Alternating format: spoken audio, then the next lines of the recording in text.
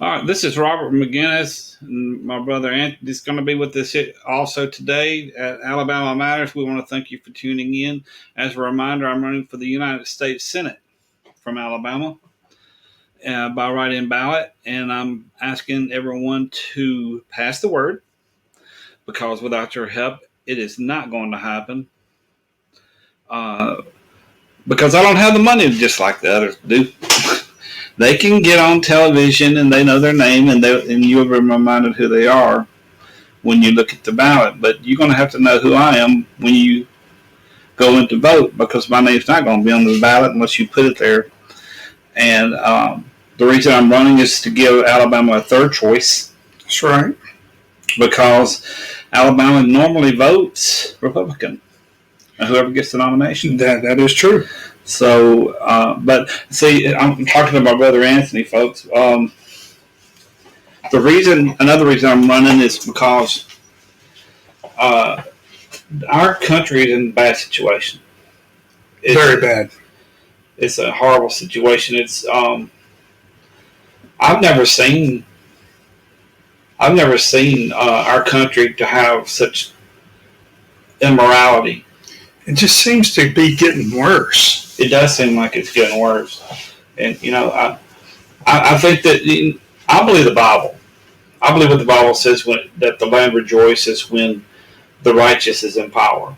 Yeah. And I believe that we don't have too many people that's in authority right now that really respect our forefathers, at least that. At least respect our forefathers, America's forefathers. Believed in God. Right. And it's true. It's right there in the Declaration of Independence. They made it very clear that they believe that we're created by a Creator. Yep. They made it clear that because they believe that we believe that we're all created equal in His eyes. That's right. And that from Him we get inalienable rights that among them are life, liberty, and pursuit of happiness. That's where those rights come from. Exactly. I mean, the government's got it backwards. They think we get our rights from them, but God gave us our rights. This country was founded on the rights that God gave us. Right. Some people will say, well, I don't believe in God, therefore that shouldn't matter to me. But it does, because in America, that's where our American heritage comes from, is our forefathers' faith in God. See, that's where we get that from. Not that anybody has to believe in our God, that I believe in or you believe in. Not that I don't have to do that. But they do have to respect that America's forefathers believed in a Creator. And that's how this country was established. And you can't change that. You change that and you lose everything. Exactly. You don't have the same country anymore. We don't have morals. We won't have any right to life. Murder becomes legal. And all crime becomes legal because pursuit of happiness is in there. Right. And the right to life is in there. See, even abortion, look, they say, well, I ought to be able to control my own body. But guess what? Nowhere in the U.S. Constitution or authority by man is given to man that a person has the right to prevent life. That is so true. I mean, life is life no matter what stage it's in. Yeah. Before or after birth is still a life. It says, look, they say, well, I ought to be able to control my own body. I'm like, well, do you have the right to control America's future? Right. Because that's what our children are. Yes, exactly. So, and I've always believed that the greater good is what people in Congress or who are elected to office should always be focused on. And saying that the greatest resource this country can have is people. That's true. That is the greatest resource. That is true. Without people, you don't have a country. That's true. And if you're going around killing everybody, unborn or born, or like the school shooting, our future is diminishing. So, I mean, they need to do something about abortion and not just let women just kill an unborn baby for no reason. And I think that the U.S. Supreme Court was wise. They should have done it a long time ago and kicking the abortion issue back down to the state level. Right. That is where it should have been all along. Correct. Instead of forcing it down the throats of an entire nation. Exactly. You know, I know that's a hot button issue. It really is. It really is. Especially with the younger generation. Yeah. But, someone told me one time, this generation is a me generation. Yes. It's all about me. Yeah. And we can't, look, this is the United States of America. United States of America. When we start wanting to get what's ours and not looking out on the greater good, we don't have a country anymore. It starts falling apart, and this is how we got here. Yeah, this is how we got here. But I mean, you do have to realize that this country has been split from almost the very beginning. Almost from the very beginning. First, we had to gain our independence from the UK, from England. England. And then that's when when. It just seems like when this country goes through some sort of traumatic, like 9/11, for example, this country seems to come together. Mm-hmm. That's right. But when there's no drama or no action anywhere else, the people of this country seems to drum it up themselves. It's true. It's like, come on, people. Just because there's no drama going on doesn't mean you have to make any. Right. Right. That's a good point, because I remember reading up on the Great Depression, and there were so many different viewpoints about, that the banks did this and the people did that and this, that, and the other. I researched it back to one person named Brown, a man named Brown, the very person who started Brown University. Ah, okay. The very man. And America's economy had been going really, really great for about 20 years. Oh, yeah. Yeah. During World War II in the 1920s? Yeah. Yeah, that's why they called it the, what did they call the 20s? The booming 20s or something like that. Yeah, the Roaring 20s. The Roaring 20s, that's it. Yeah, but it had been going really well, and Mr. Brown, an economist at the time, decided that his infinite wisdom was it was far past time for a recession, because America had gone without one for so long. Mm-hmm. Well, it wasn't about 2 or 3 months after that. No, it wasn't even that. Let me back up. Mr. Brown said that it was about 2 or 3 weeks that the stock market fell after he said that. So he predicted that one. Well, I think he caused it. You think he freaked everybody out? Yeah, I think he caused it. Because what happened, his buddies came in and said, we don't agree with that. Everything's going good. People are buying, borrowing, this, that, and the other, and so forth. So we don't agree with that. And the stock market came back up after when they did that. Well, 2 or 3 months after that, the stock market crashed. Okay? Right. And then everybody said, well, I guess Mr. Brown was right. But hold the phone a minute. Television hadn't come out yet. No. They had word of mouth and they had radio. That's it. And it took about 2 or 3 months. And not even everybody had a radio back in the 20s and 30s. That really didn't get popular until the 40s. Right. So think of it like this. Mr. Brown says this, that and then the stock market slumps. His buddies come out and say, no, everything's fine, everything's good. And the stock market comes back up. And like a radio wave, it takes a little while to get out to the public. And what do they hear? Recession. And what does everybody do? They start stuffing their mattresses with money. That's right. They stop going to the market and they start growing their own food. The banks close up because they're having to foreclose on stuff. Yeah. Plants are shutting up or closing down because everybody is now making their own furniture, growing their own foods, being independent. The cash flow is stoved up in people's money mattresses. Right. Okay? And so now we've got a depression because one man said, hey, See, bad news travels faster than good news. That makes sense. that makes so much sense. So now we're here. Now we're here not because of bad news, but because America has been turning a blind eye to morality. Good point. See what I'm saying? A person without morals is like a city without walls. You can attack it any point in time, any place, all that. And so if a single person is like a city, what does that say about a nation without morals? Without any kind of ethical standards? I mean, when Hillary Clinton was in office and they were pushing the LGBT agenda so bad, the nations overseas said that America lost its moral compass. Well, they're saying that now. Well, it looks like you reap what you sow. Yeah, exactly. You reap what you sow, And now, let me tell you something.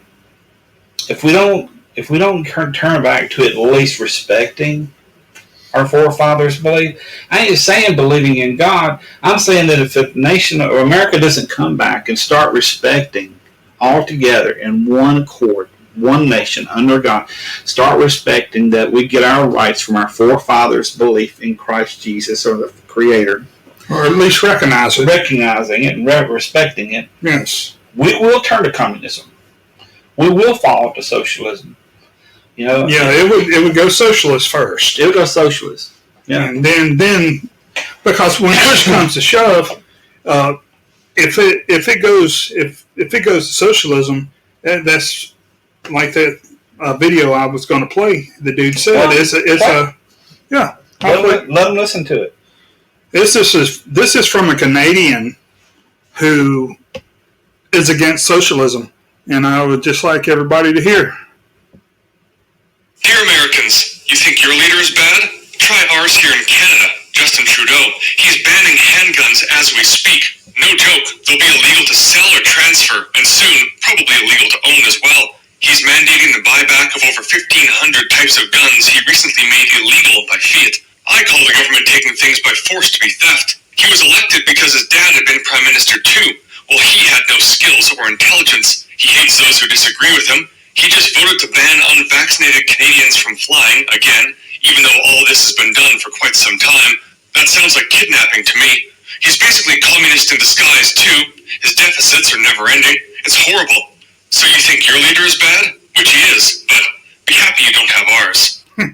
There you go. I mean, we are knocking on the door of socialism now. Yeah. We're, just like he said, you think your president is bad, look at ours. But see, I'm glad that he brought that out, because the thing about it is, Canada more or less took the power away from their president. Right. He's Prime Minister. He's basically just a figurehead. That's it. And that's what ours is. Yeah. Ours is just a figurehead. I listened to him one time when he was talking. You could tell his voice. He had this real deep voice. And I said, it's 10 o'clock in the morning. He just got up. It's one of those deep morning voices when you get, Yeah. I said, he just got up. This man. I said, but then again, I can understand that, because the man, he ain't got all his reasoning there. Yeah. He's not all there. So it's not that they have a worse president or leader like our president. I would say the only way he's actually kind of better, because he's still got his common sense about him. Oh yeah. Our president he's got to read off of a script, and sometimes he can't even read that. Yeah.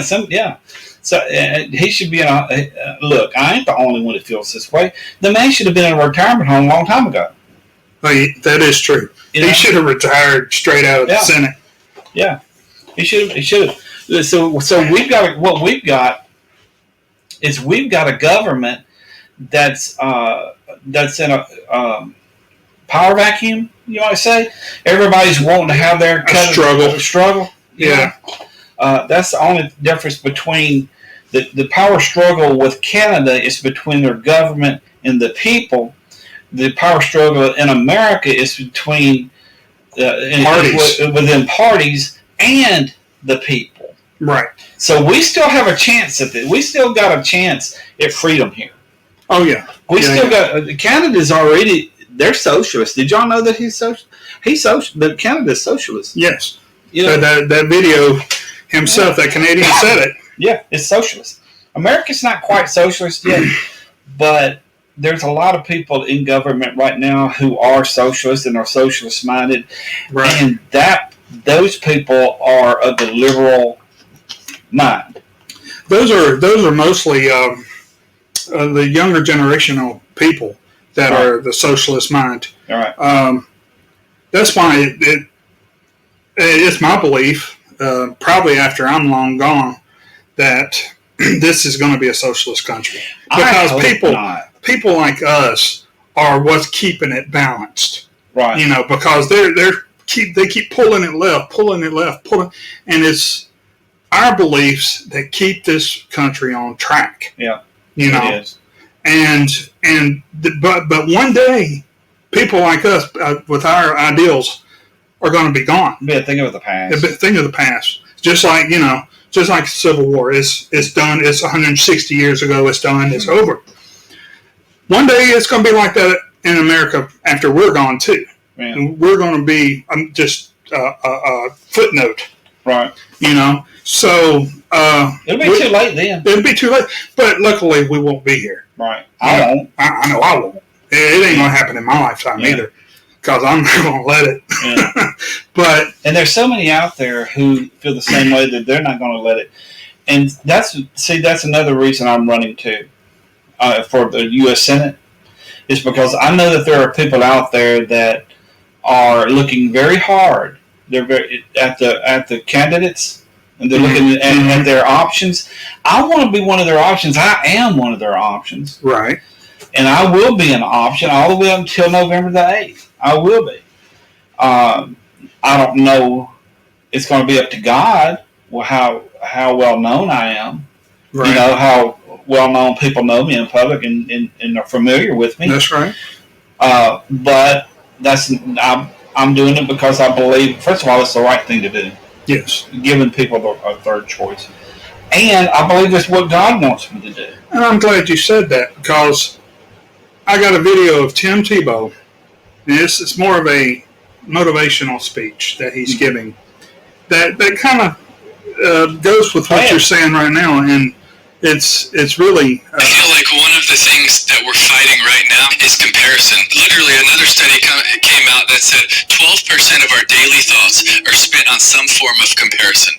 When you are spending your life comparing yourself against other people, what you're really saying is, God, I'm not happy, I'm not grateful, I'm not content of where you put me, and I need to be like somebody else. Listen, if God wanted you to be like someone else, he would have made you like somebody else, but he didn't. He created you with a design and with a plan for it to be exactly who you are, and to make the most out of what he has given you. You were created in love, by love, and for love, and he has a great plan and purpose for your life. You have a mission, and that mission is possible. But before you can answer that mission, you have to know there's a mission.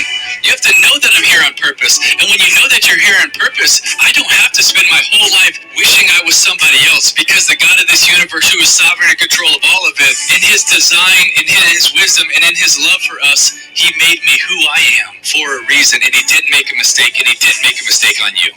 There you go. That's right. See, that's why I believe he has put you up here to run for Senate, because you're here for a reason. We're all here for a reason.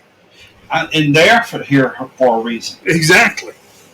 I mean, they say, I've heard people say, well, my vote doesn't count. Let me tell you something. It matters this time around. I'm telling you. It mattered last time, but I'm one of those people who, folks, I'm going to go ahead and tell them this. All right. Now, I was listening to, I'm just going to put it this way. I was listening to the Fox News channel one night, or one day rather, and Mo Brooks. Mm-hmm. It's going to come down to a runoff between Mo Brooks and Katie Britt. It looks like on the Republican candidate side. Looks that way, yeah. Okay, and Mo Brooks was on there, and she. I won't mention any names, but I will mention his. Said, do you think that the 2020 election was stolen? He goes, yeah, I do. She goes, but there's no evidence of that. And I think my mom was standing there, and I said, I said, well, no, look, wait. There's people who witness this. Mm-hmm. There's people who say they come forward and witness this. And I said, that's like saying, hey, you're a liar. Right. And I'm like, you can say that you don't believe them, but you can't say that they're lying just because there's no evidence. Exactly. That's what I said. I told her, I said, that's like saying, hey, what's the witnesses over here that showed this, that they know for a fact that they killed this person. I'm sorry, but nobody, no crime. But we've got witnesses. We got 10 witnesses here. It says that they saw him do it. Nobody, no crime. I said, that's basically what they're saying about the 2020 election, That's exactly what it sounds like they're saying. No crime. I'm like, no. But let me tell you something, folks. I'm going to tell you the reason I'm convinced of it. It's because 3 months before the election, I dreamed it. I dreamed of the man who said that he drove a truck from New York down to Pennsylvania. I dreamed it. I dreamed seeing the pallets being loaded. I dreamed seeing him pull out of the station that was being taken to him. I dreamed seeing him drop off that trailer. And the woman that said that she saw some people drive up in a van and she went out to smoke, she said, I dreamed that too. I said, I dreamed the parking lot, the door that she come out of, the van that drove up, or how they moved to block her seeing what they were doing. I dreamed all that 3 months before it actually happened. And then 3 months later, bam, it happened. I had to pray about that too, because I said, well, God, what do I do about this? I mean, do I give anonymous tip to the FBI and say, hey, I dreamed this, and so 3 months later, if it happens, and they say, well, man, you lost your mind. You're nuts. But I'm going to tell you something. That's not unnormal. It's because it's not uncommon. There was for example, I think it was Flight 97 back in the 70s. Crashed. Sounds familiar. Crashed.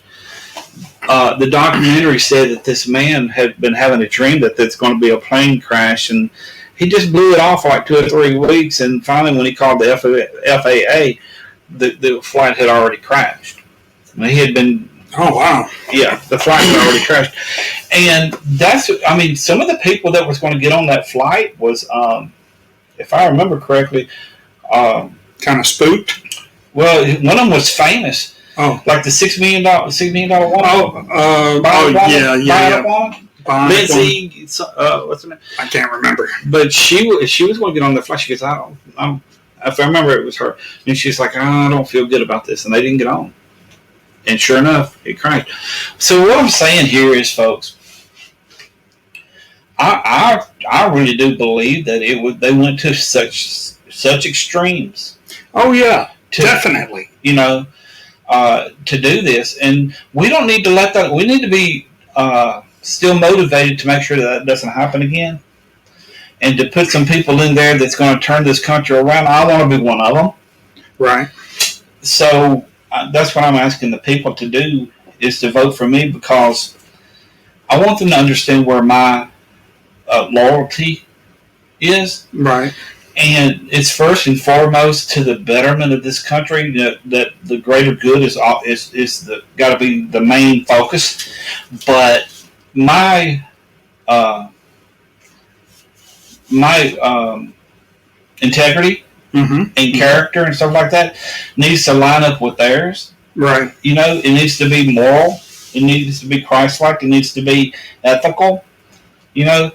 And Christian values. Right. And the reason I say that is because I have to check mine at the door in order to represent the people who vote for me. Right. And I don't know Mr. Brooks, and I don't know Katie Britt, but I don't think they'll do that. Yeah, no, Katie Britt to me, she just seems iffy. Yeah. I don't know her, and I think that she might be a good-natured, good-hearted person. But I don't think that she'd be willing to compromise her. I'm not willing to compromise mine. But what I'm saying is, once she gets in there, or if Mo Brooks gets in there, and the people want him to do something that goes against his convictions or her convictions, I don't think that she'll resign.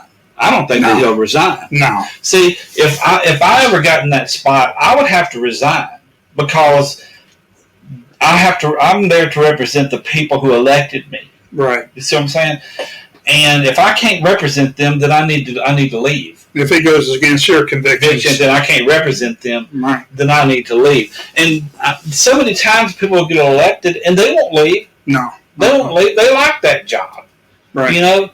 And it's very hard to get them out once they're in there. Yeah, that's why we need term limits. I think term limits would be awesome. It would keep fresh ideas in the government very, very often. There would be fresh ideas because there would be new people in there to keep it going. I mean, when you have one person in Senate for 40 years, he's going to keep his ideas and his plan for 40 years, right, no matter what other people want him to do. Yeah. This is his convictions. This is what he's going to do. And it's no longer about the people. Right. It's about him now. It's about the person holding the seat. Yeah. And that's what we need to get rid of by getting these term limits. That'd make it a higher turnover rate, that's for sure. Oh, it definitely would.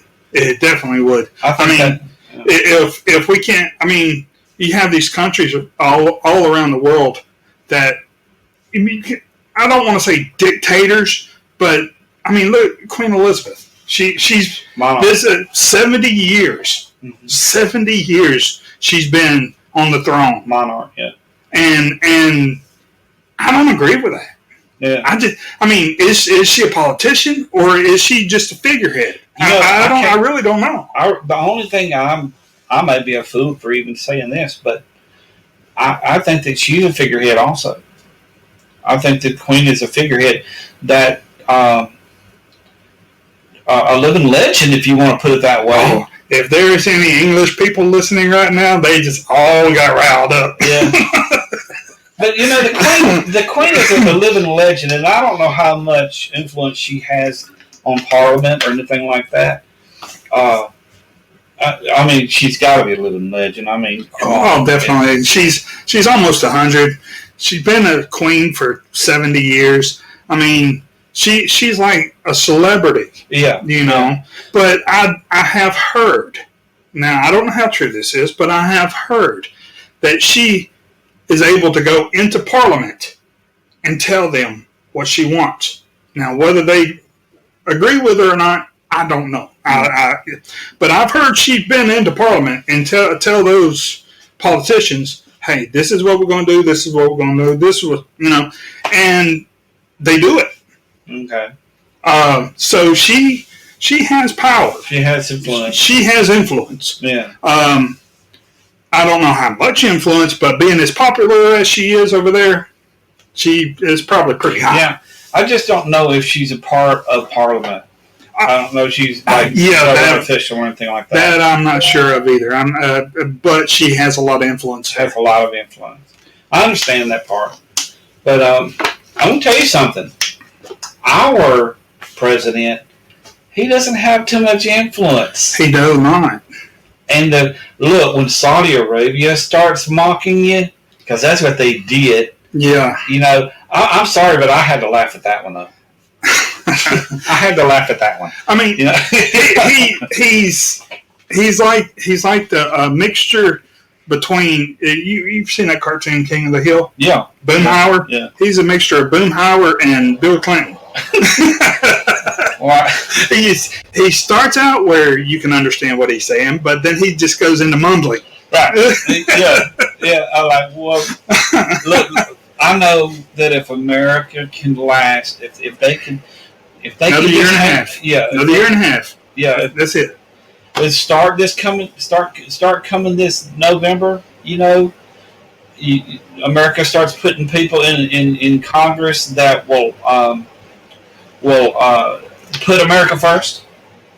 You start representing the people that elected them and do what's best for them, instead of, get this, taking baby formula away from American. Look, that's another one that grinds my gears. Oh my Lord! Baby formula shortage, and there's a ton of it sitting on the southern border. Oh, but that should not have happened. But no, that is one of the biggest no-nos I have ever seen this country. And has anybody ever said anything about pulling it off of the border? I haven't heard it. No, but they are shipping formula from England over here by the plane loads. And that's a load of bull. That should not have happened. No, it never should have happened. It's all because you got one part of government or departments of government doing their own thing, and you got this other department over here doing their own thing, and you got everybody doing their own thing. That's right. And a house divided against itself cannot stand. A government divided against itself cannot stand. Exactly. And that's why we're in the chaos that we are. Look, coming November, people from every state, Alabama's got an opportunity to be a part of this, to be a part of the solution, to put people in office who's got the integrity, who's got can be dogmatic.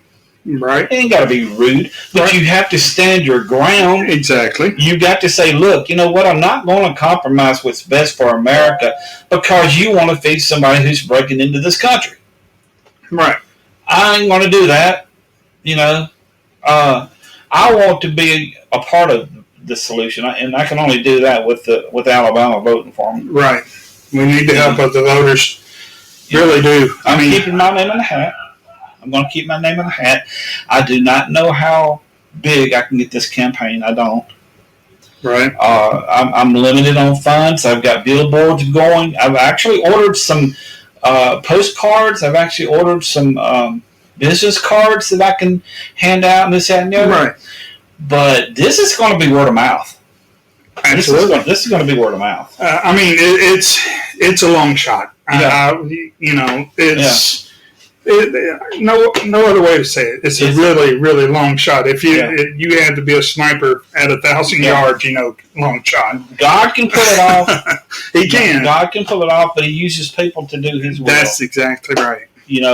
And I feel like that I'm doing His will, and I'm asking people who love this country, who does not like the way it's going.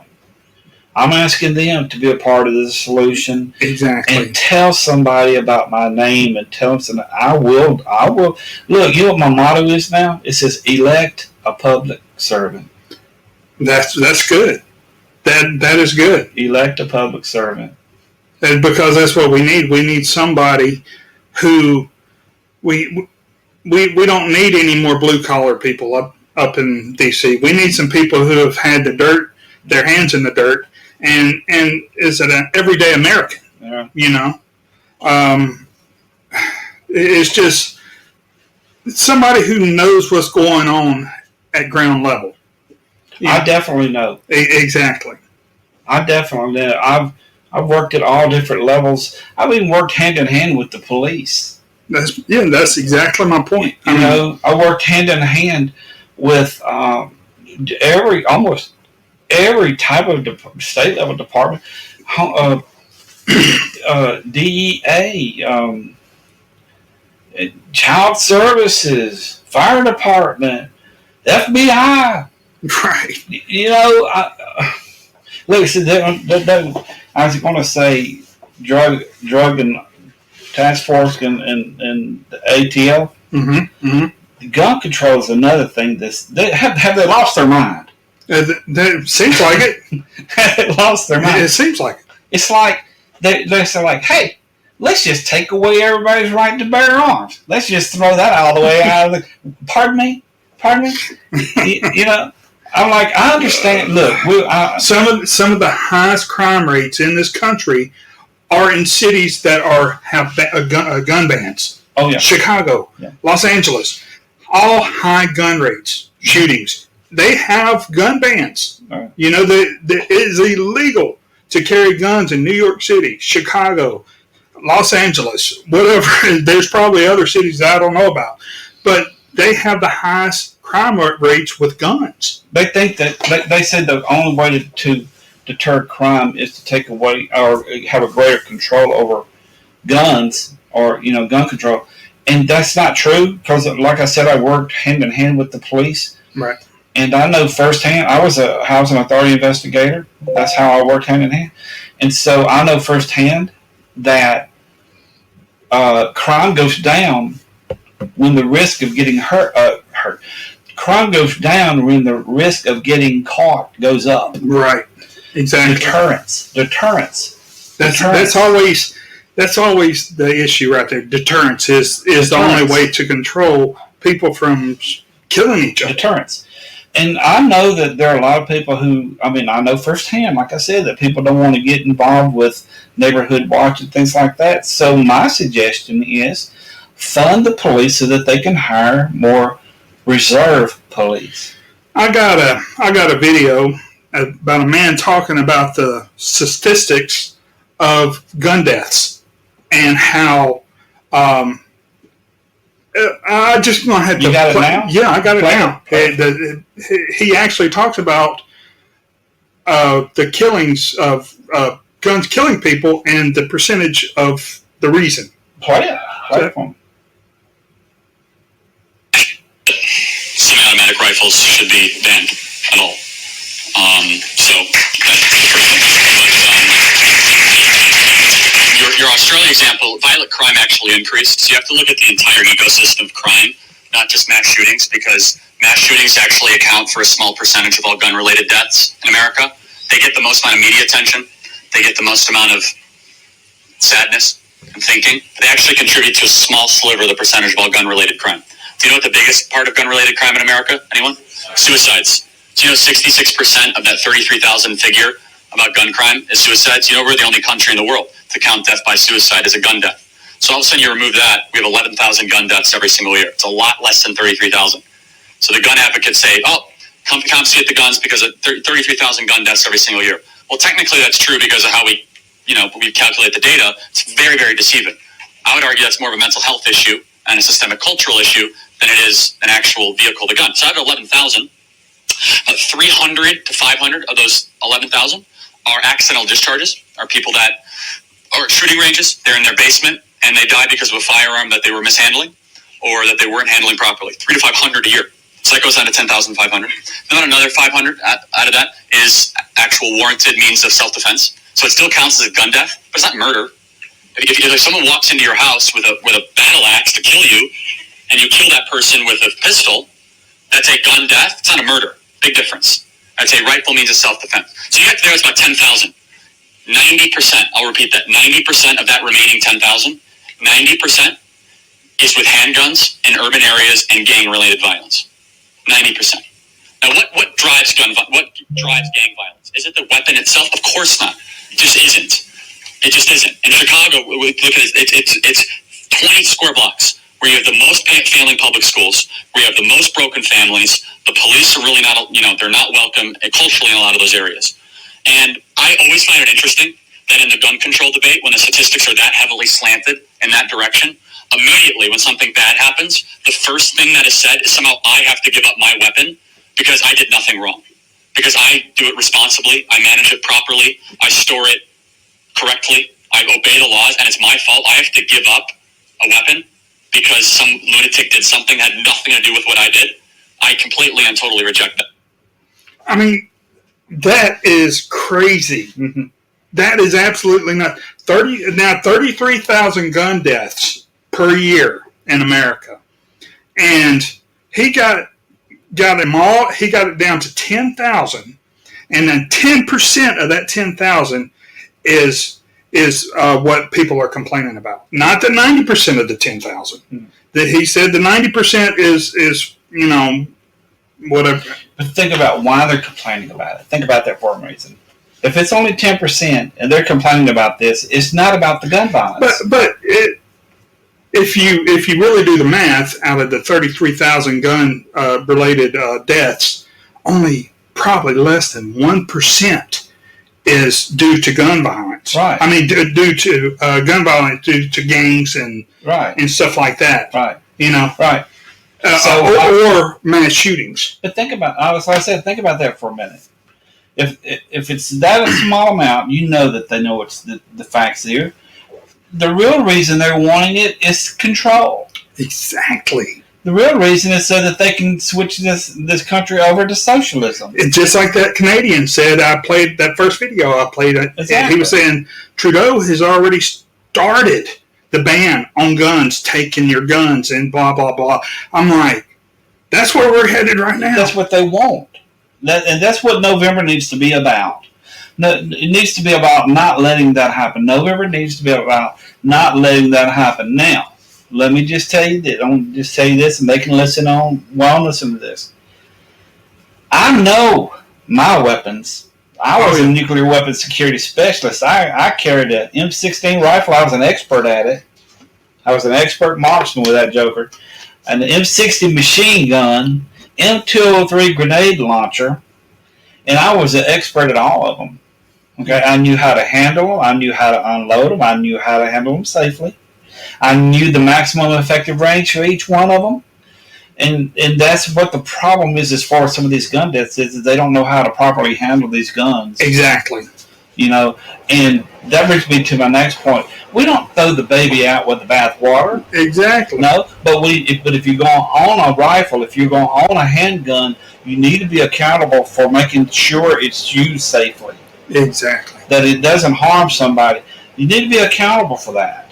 And if you own a gun that is, in my opinion, I believe if a gun is stolen, of course not. You shouldn't be responsible if it's stolen.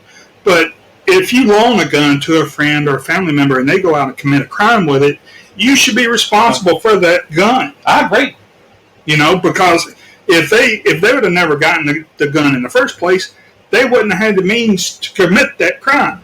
I would say at least restitution to the family. Exactly. At least that for wrongful death. Exactly. At least that. But I don't hear too much about accountability. Right. And that's something. This next guy, he was ex-military, now law enforcement. I'd like to play him now because seeing how you brought that subject up, his opinion about gun control.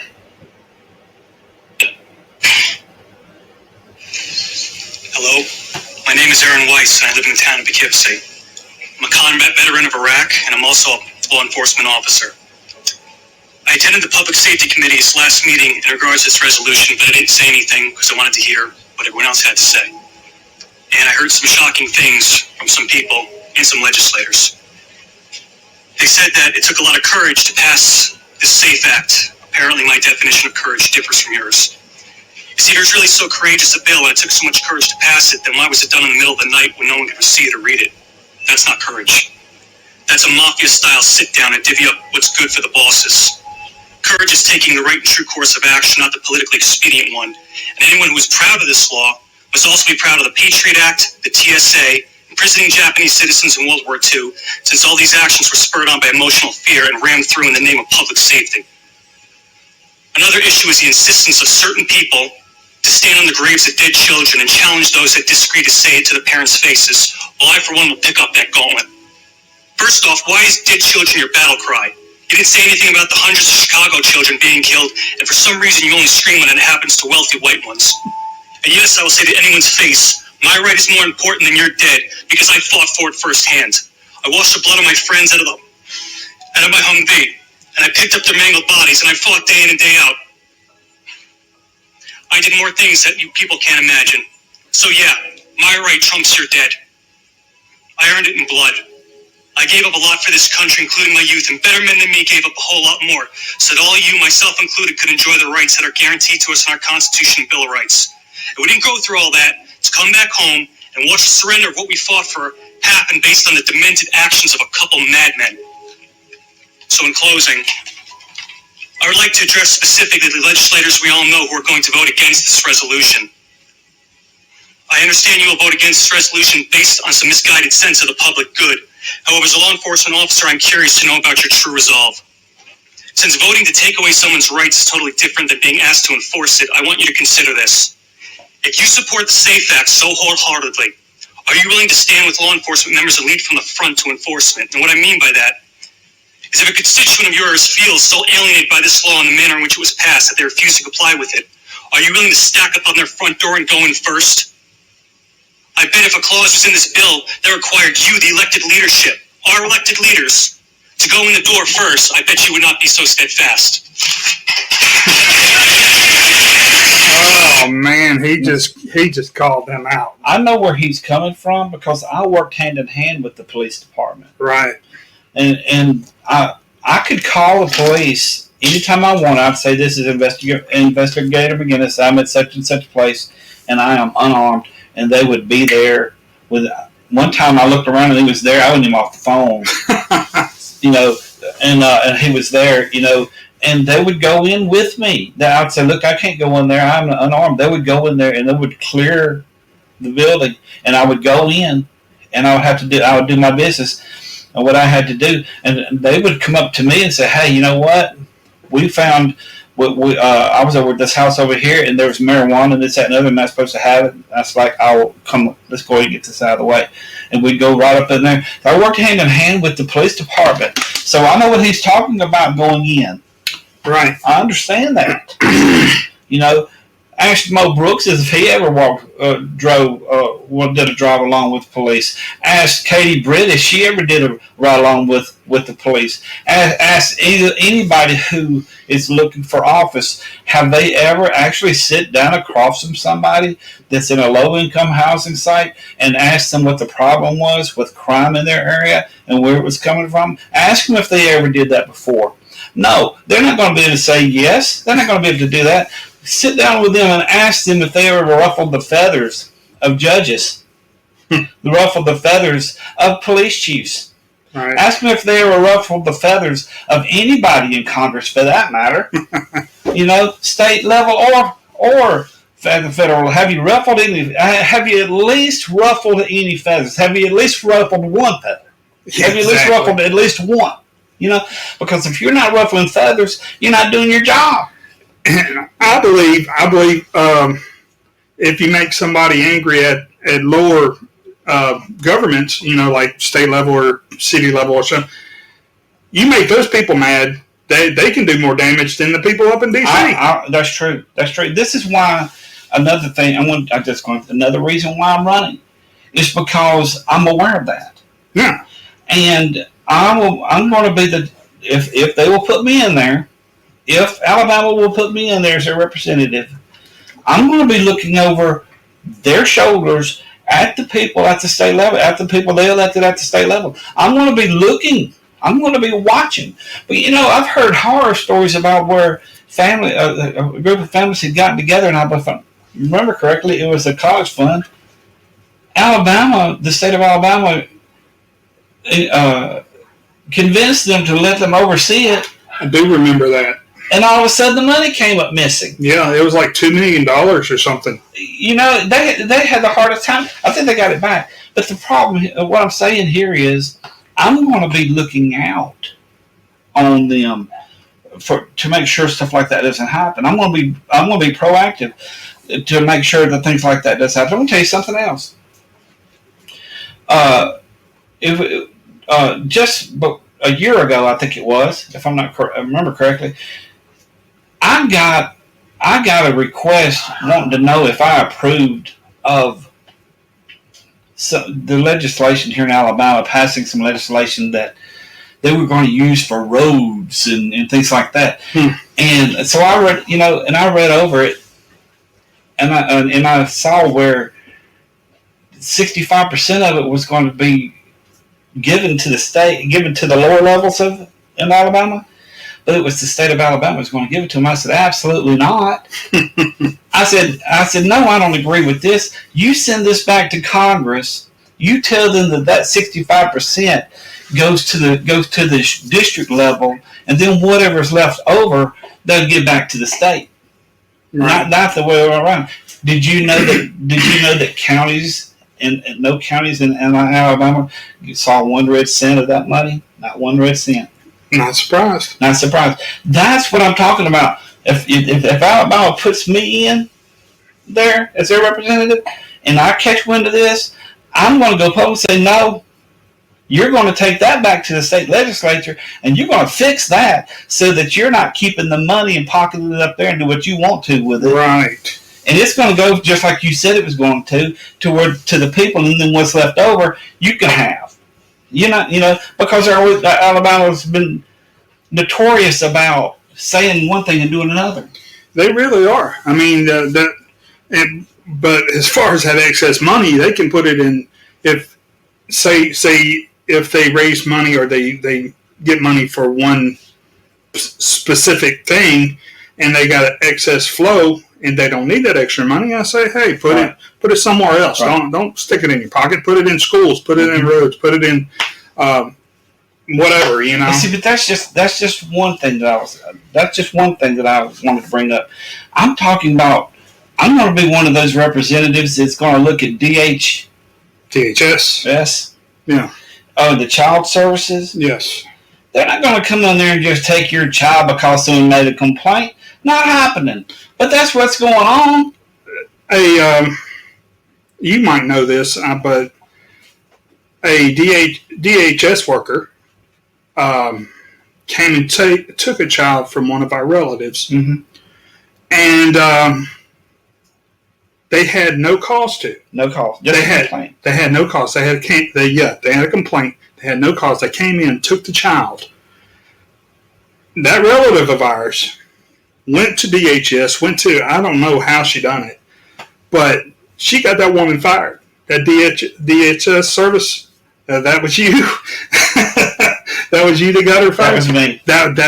That is funny. That just showed her, say, hey, you just can't, just because you works at this office doesn't mean you can just walk up somewhere and take somebody's child. Yeah, see, the inside story is she had called, and then our mom told us about it. And so by the time I had gotten over there, they had coerced her into signing a safety plan. Okay? And when it wasn't warranted at all. So when I came in there, the police were there, and they say that the police is there for protection. Right. The police is there for intimidation. Right, exactly. That's what that's all about. And that's it. And so when I come in there, and how would I know that? Because I worked with the police hand in hand, over and over and over. You've been on both sides of that coin. Yeah. And so when I come in, I said, to myself, I see what's going on. Keeping in mind, though, I didn't know that she had already signed that thing, right? That agreement. When I come in, I noticed. I said to myself, I see what's going on. So I sat by each policeman. I said, what's your name? He told me. I said, all right. And I asked him, what's the other guy? What's your name? He told me. I said, now listen to me. What's the time and what's the date? And who's here? They said it. I said, remember that, because you just may have to show up in court. I said, that's where this is probably going to go. Because that's where I was going to go with it, because I was going to use them as witnesses, and I just got their name, the date, and the time. Mm-hmm. Mm-hmm. We needed for eyewitnesses. Right. And police on top of all that. So it turns out that she had been coerced into signing this safety agreement when it was not warranted. That's messed up. And so when they went to the court, they had to go up to court and everything. Well, I'm getting ahead of myself. I asked her, I said, why did you sign that? And she said, because I thought I was going to go to jail if I didn't. That's coercion. That is what that is. That's coercion. Intimidating someone to give up their children. Folks, that's going to stop. You put me in there, that's going to stop. Yeah, that's just you're going to have a fair shake. Now, there are times when children do need to be taken out of their household. Right. But that wasn't one of them. No. And they're going to have to prove it. One of the things that I'm going to do is make sure before they sign a safety, anybody that's forced to sign a safety thing, they're going to have to go and get a judge to approve it first. They're going to have to come in that door, having talked to a judge, and say, we want to take this child out of this house, and this is the reason, and they will have a court order doing it. They're not going to enter into no safety There you go. Plan. That makes so much sense. The only time that they're going to enter into a safety plan is after a court, the judge says so. Yeah. That makes so much sense. Yeah, they should be just like anybody else, have to go to court, go to a judge and say, hey, I need a warrant to go get this child. Because we believe this is the reason we believe he's in trouble and this, that, and the other. But this woman just shows up and coerces her to sign the paper and then takes the kid. And in addition to that, she was in training. Yeah, exactly. Training. But what got me was this is secondhand information I'm giving you now. Is that when they were in the court, the judge says, we're going to leave this in place. We're going to leave this safety plan in place because it's already signed. It was coerced, Judge. It was coerced. Why are you leaving it in place? It was coerced. Inadmissible. Had he not left it in place, then he would have given custody right back to the parents. That's why he left it. So, folks, I'm going to be looking over your shoulder on such things like that. I'm not putting up with that junk. I'm not. Yeah, exactly. So if a person thinks that they're going to put me as a U.S. Senator and not know what's going on in my backyard, they have got another thought coming. And that's just it. This is why we need our voters to vote for Robert, because like I said before, he's down here with us. He's been through the mill like us, and he knows he knows what it's like. These blue collar people up in D.C., they don't know anything past their nose, anything past what they're being told. And we need somebody that has experience, not only in everything, all the experience Robert has professionally, but in everyday life that he's experienced.